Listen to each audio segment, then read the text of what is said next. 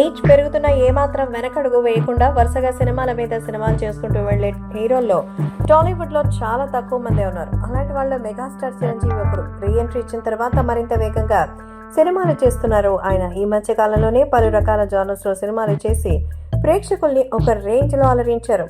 Megastar Chiranjeevi ప్రస్తుతం విశ్వంభర అనే సినిమాను చేస్తున్నారు. బింబిసారతో సత్తా చాటిన మల్లిడి విశిష్ట దీన్ని తెరకెక్కిస్తున్నారు. ఈ సినిమాతో పంచభూతాలు ముల్లోకాలనే కాన్సెప్ట్ తో సోషల్ ఫ్యాంటసీ జానర్ లో రాబోతోంది. దీంతో ఈ సినిమాపై ఎక్స్పెక్టేషన్స్ కూడా పెంచేస్తున్నారు. అందుకే మాత్రం తీసుకునే విధంగా సినిమాని రూపొందిస్తున్నారు.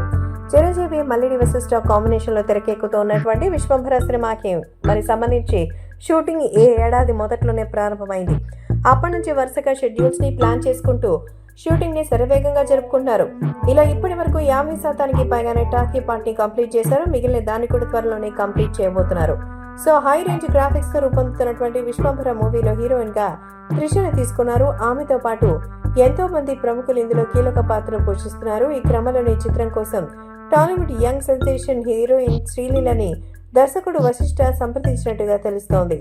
దీనిపై తాజాగా ఒక షాకింగ్ న్యూస్ బయటకు వచ్చింది. మరి విశ్వసనీయ సమాచారం ప్రకారం విశ్వంభర సినిమా కోసం శ్రీలీలతో దర్శకుడు చర్చలు జరపగా ఆమె దీనికి నో చెప్పినట్టుగా తెలుస్తోంది.